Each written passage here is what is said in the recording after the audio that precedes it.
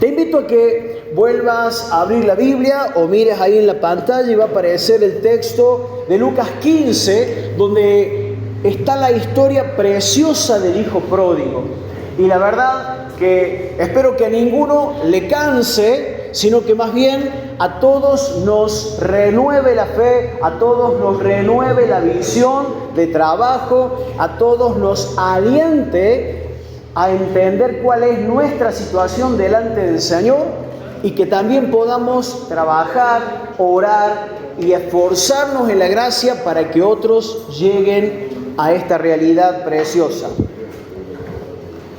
También dijo, un hombre tenía 2 hijos y el menor de ellos dijo a su padre: Padre, dame la parte de los bienes que me corresponde, y les repartió los bienes.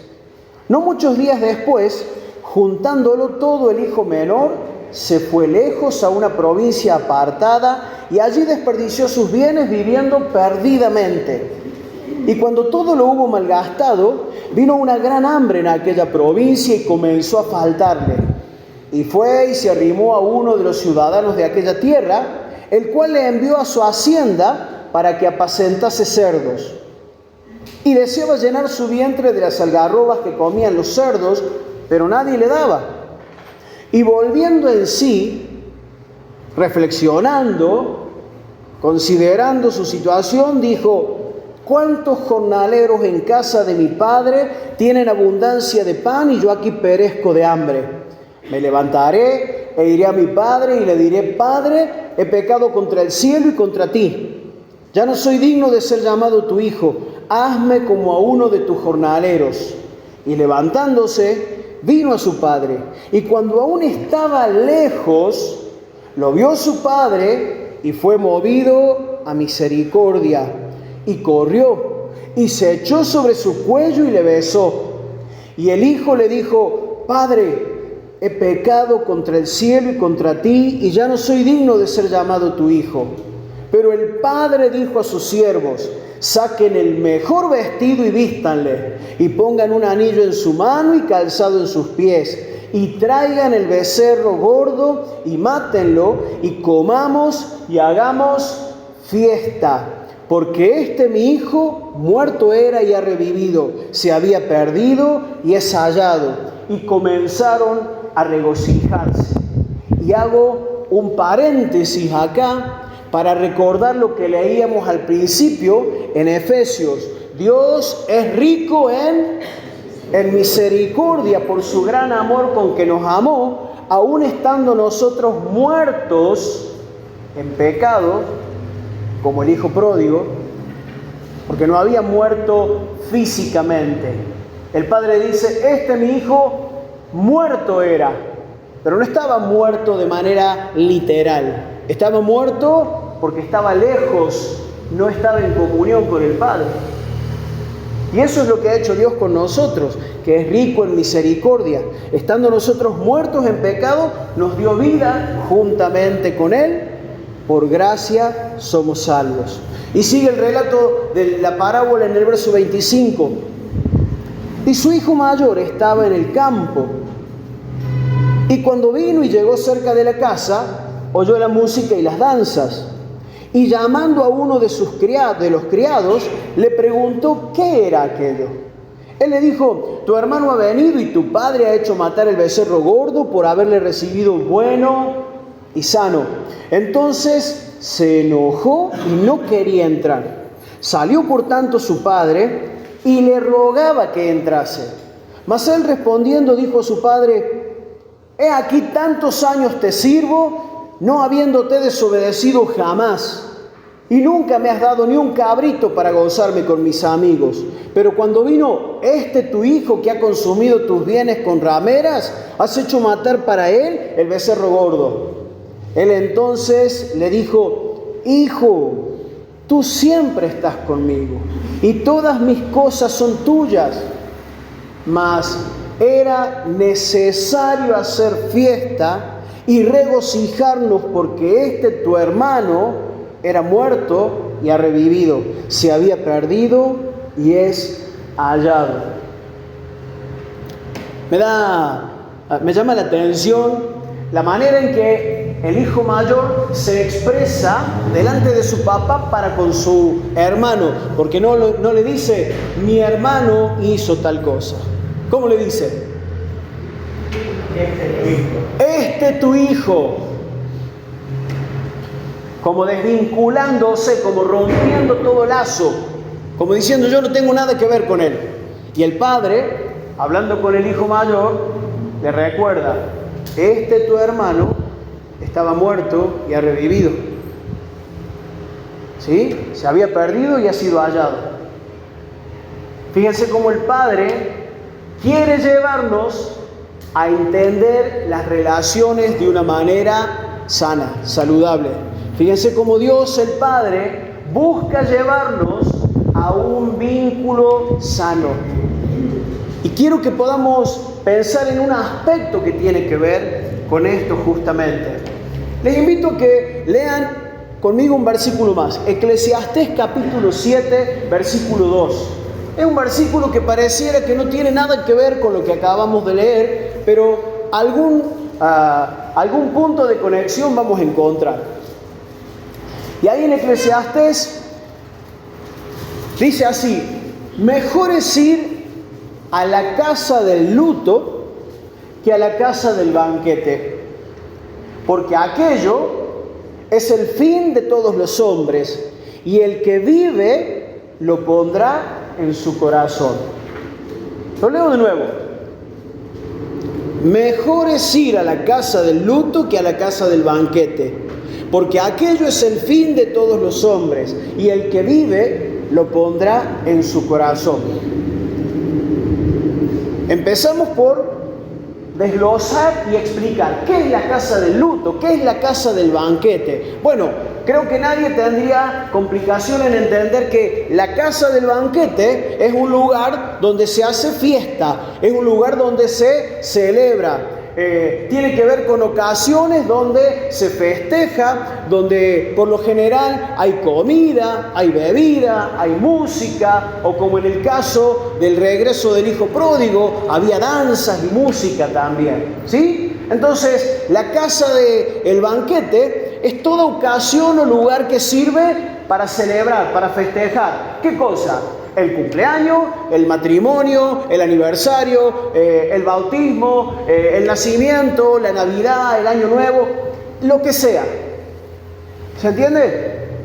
Esa es la casa del banquete. ¿Está mal participar de un banquete o de una fiesta? No, al contrario.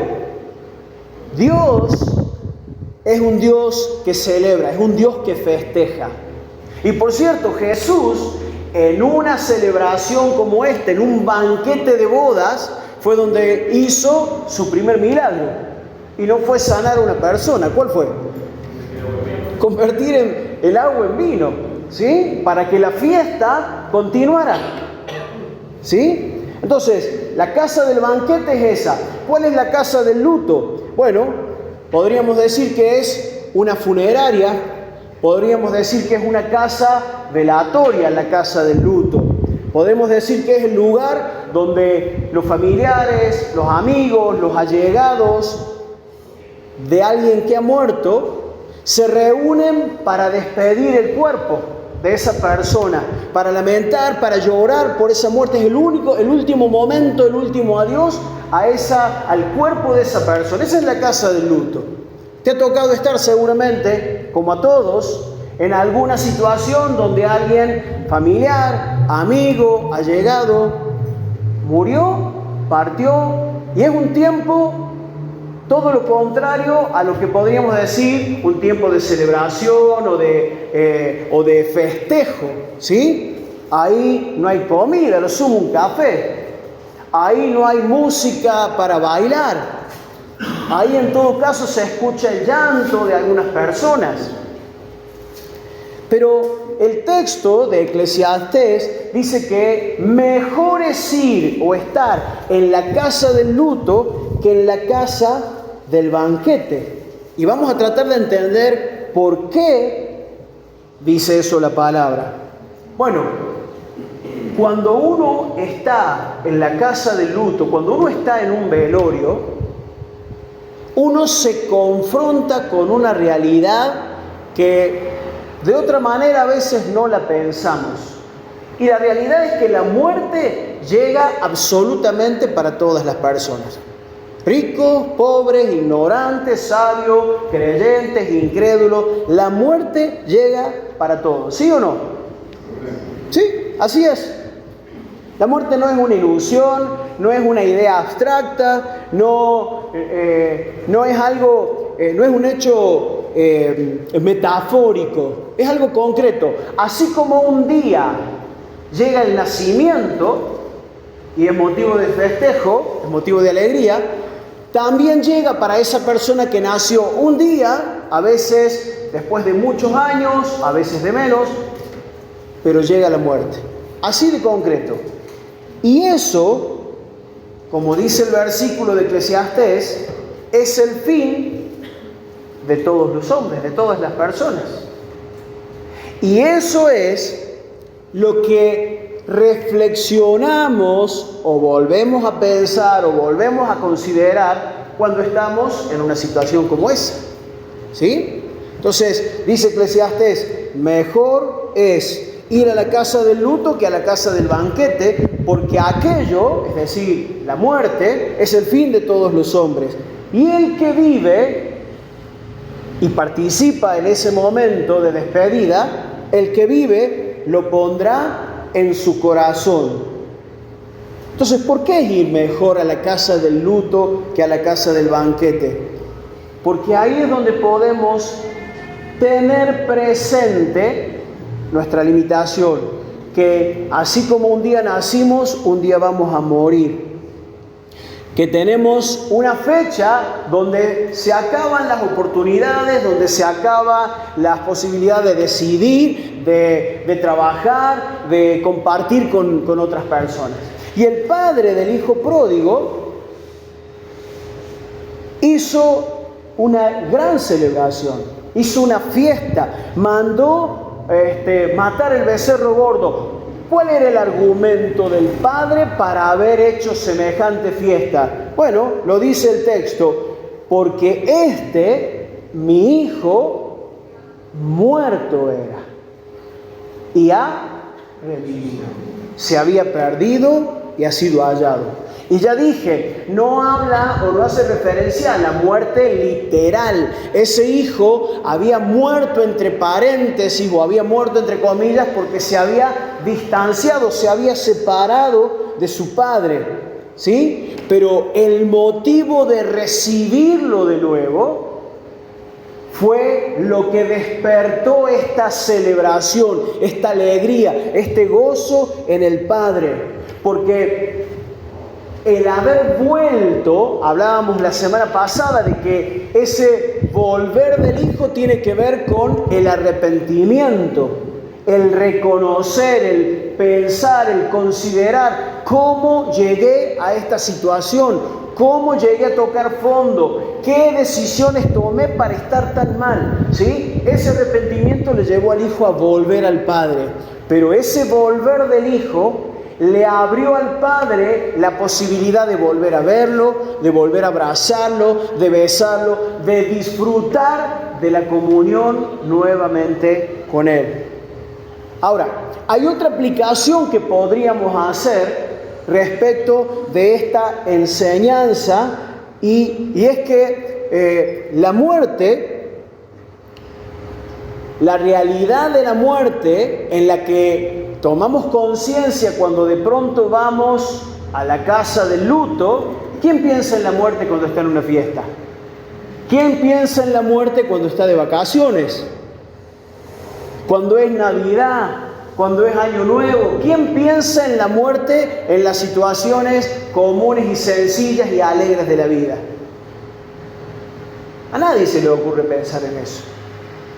Pero cuando estamos en la casa del luto, cuando estamos frente a la realidad de una pérdida, ahí sí. Entonces, cuando reflexionamos sobre la muerte, como el que va a la casa del luto, ahí vamos a tener un incentivo a aprovechar las oportunidades que nos da la vida hoy. porque ninguno de nosotros sabemos cuánto tiempo nos queda. No tenemos certeza ni de que mañana amanezcamos, ¿sí? Por eso es importante que nos pongamos a cuentas con Dios. Por eso es importante que nos pongamos a cuentas con la gente si hay cuentas pendientes para perdonar, para pedir perdón o para arreglar algún asunto que a lo mejor hasta el día de la fecha está en el aire, está inconcluso. Entonces aprovecho y te pregunto, ¿hay alguna persona, hay alguien en la lista de tus conocidos con quien figura en rojo y pendiente de perdón o pendiente de perdonar o de solucionar algo? Esas cosas a veces las pensamos con liviandad. Ya lo voy a hacer un poco más adelante. Ya cuando me acomode, ya cuando resuelva esto primero, voy a poder ocuparme de aquello otro después. Pero estar frente a la realidad de la muerte y de la brevedad de la vida debiera motivarnos a aprovechar cada día de vida para ponernos a cuenta.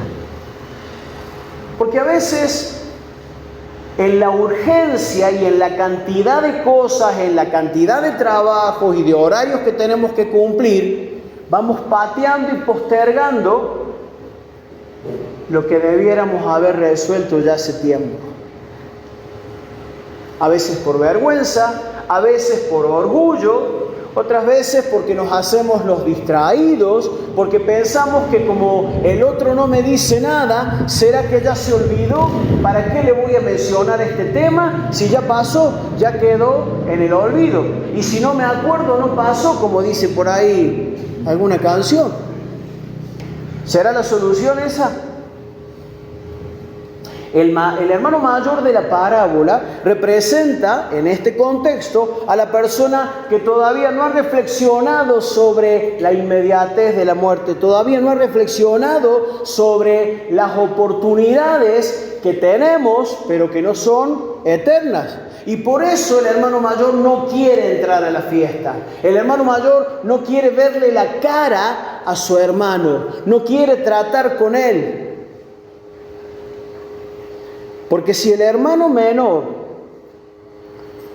literalmente hubiera muerto, al hermano mayor ya no le quedaría ninguna oportunidad ni de pedirle perdón, ni de perdonarlo, ni siquiera de decirle, te odio, por culpa tuya hemos pasado un montón de tiempo dolidos, amargados, no sabes el mal que le hiciste a mi papá y a mí. Porque a veces, cuando pasan cosas como estas en la familia, uno se queda con el atragantamiento y con la necesidad de hablar. Pero acordate, la oportunidad para hablar, la oportunidad para decirnos las cosas, es cuando estamos con vida. Porque aunque lo tengas ahí adentro del cajón y el cajón fuera de marfil, cuando se murió, se murió. Y ya no se puede hacer más nada. Y por más que le grites al oído, pidiéndole perdón o diciéndole lo mucho que lo querías y lo mucho que te importaba, ya no te va a escuchar. O si vos sos el que te morís, o si yo soy el que me muero, ya no voy a poder escuchar a nadie. ¿Sí? Entonces, el Padre, entendiendo esto, el padre de la historia del hijo pródigo, entendiendo esto, entendiendo la oportunidad que está en vida, cuando vio al hijo venir, no solamente que salió, sino que salió corriendo a buscarlo. ¿Pero qué hizo el hermano mayor? Se quedó. Y se quedó atrincherado y enojado en sus argumentos. Por eso te pregunto, ¿habrá alguien entre tus conocidos, entre tus familiares, que figure como pendiente de solucionar, de perdonar, de pedir perdón? ¿Habrá alguien entre tu lista de conocidos que figure como pendiente de ponerte a cuentas o de enmendar o de restituir? ¿Qué es eso? Bueno, ¿te acuerdas cuando Jesús entró a la casa de Zaqueo, ese que era un publicano, ¿sí?, que se había enriquecido a costa de los impuestos altísimos que le cobraba a sus conciudadanos? Zaqueo se convirtió. Y ese día él proclamó: Señor, la mitad de mis bienes doy a los pobres, y si en algo he defraudado a alguien, se lo devuelvo cuadruplicado, porque eso mandaba la ley. Y Zaqueo, aunque estaba muy lejos de la vida religiosa, sabía esa realidad. Entonces, a veces no tiene que ver esto solamente con pedir perdón. Acordate que veíamos la semana pasada, cuando el hijo pródigo volvió, puso en orden el perdón. He pecado contra el cielo y contra ti. Sabía que había pecado contra Dios, y a veces nosotros le pedimos perdón a Dios por nuestros pecados, pero después no le pedimos perdón a la gente, a la esposa o al hijo o al hermano de la iglesia o a alguien. Entonces, he pecado contra el cielo y contra ti. Y ese pedir perdón muchas veces tiene que ir acompañado de la restitución. Y a veces no se puede restituir todo, porque si te robaron 1,000 pesos, bueno, te los pueden devolver y hasta te los pueden devolver actualizados. Pero ¿cómo restituimos cuando hablamos mal de alguien? Cuando sembramos cizaña. ¿Cómo restituimos cuando dañamos la moral o la fe de alguien? Bueno, por lo menos debiera haber la oportunidad de poner la cara y de pedir perdón mirando a los ojos. No son cosas para hacerlas con un mensajito ni por las redes sociales. ¿Vieron que hay gente que estas cosas las trata mediante las redes sociales? Jamás hagan eso, hermanos. Las cosas importantes se dicen frente a frente, mirando a los ojos a una persona y pudiendo ser lo más franco y transparente posible. Entonces, la parábola sin duda tiene que ver con el perdón de Dios para con cada uno de nosotros, porque Él es rico en misericordia y estando muertos en nuestros pecados, Él nos dio vida juntamente con Cristo Jesús.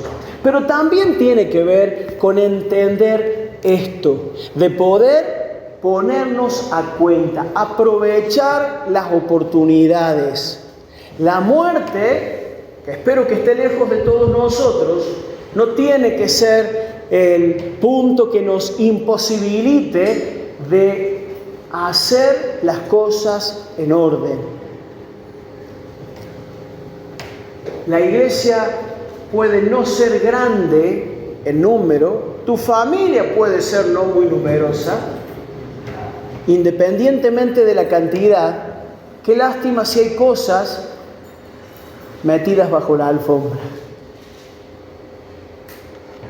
Porque tarde o temprano Dios sacude la alfombra y esas cosas salen a la luz. Ahora, nosotros tenemos la opción voluntariamente de levantar la alfombra y decir: Señor, esta miseria, esta mugre, Señor, la entrego en tus manos y te ruego que nos ayudes a poner tu luz, tu limpieza, que en medio de esta situación resplandezca tu Espíritu Santo. Ayúdame a perdonar, ayúdame a pedir perdón. Miren, aún siendo cristianos y sabiendo estas cosas que tienen que ver con el perdón, nos sigue costando, o por lo menos a mí. ¿Saben por qué? Porque para poder pedir perdón, o para poder perdonar, o para poder restituir o solucionar una situación en la que he sido el responsable, hace falta agachar el orgullo, o tragarse el orgullo y ponerlo en su lugar, bajo los pies. Y no nos gusta. Pero el Señor nos da el tiempo y nos da la oportunidad. Dice un último texto que leo en en 2 Corintios 6:2. Pues Dios dice, en el momento preciso te oí, y en el día de salvación te he socorrido. He aquí, ahora. ¿He aquí cuándo? Ahora el tiempo aceptable. He aquí, ahora el día de salvación. Y esto no solamente tiene que ver con el día de salvación, sino con el día de reconciliación, con el día de restitución, con el día de poner las cosas en orden. Acuérdate, el hijo pródigo es una evidencia de que Dios nos da la oportunidad de ponernos a cuenta. Pero cada uno decide. Hubo un padre que salió al encuentro corriendo, abrazó, besó, perdonó. Hubo un hermano que se quedó en el fondo sin querer verle la cara a su hermano. Las oportunidades están, cada uno decide tomarlas o dejarlas. Así que si hay algo pendiente en tu vida, no esperes. Y aunque es una imagen un poco tétrica, pero permíteme que te la exprese para que no tenga que llegar esto a ser una realidad. Volvé a recordar, cuando estés al lado, en la casa del luto, al lado de esa persona, ya no le vas a poder decir nada. O por más que le digas, no te va a escuchar. Ahora es el tiempo aceptable. Ahora es el tiempo de que aprendamos a decir perdón. Ahora es el tiempo para aprender a dar un abrazo. El tiempo para valorar a tu esposa, para valorar a tu esposo, para alentar a tus hijos, para orar por ellos. Ahora es el tiempo de poner en orden también las prioridades, de buscar al Señor antes que cualquier otra cosa. Las añadiduras van a venir. Ahora es el tiempo. Después viene el lamento. ¿Por qué no lo hice? ¿Por qué no le dije? ¿Por qué no fui? ¿Por qué no lo llamé? Pero eso no es más que una imagen muy triste que ya hemos visto muchas veces, ¿no? Dios nos da la oportunidad hoy. Así que aún entre nosotros podamos también bendecirnos, podamos respetarnos. Las relaciones no son fáciles y a veces uno no se lleva bien con todos.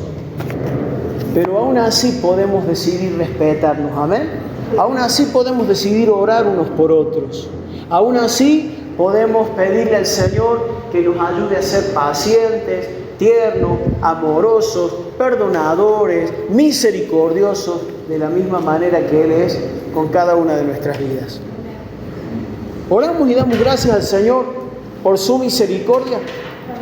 Y te aliento a que mientras oramos, le preguntes al Señor a quién tenés que extenderle esa misericordia.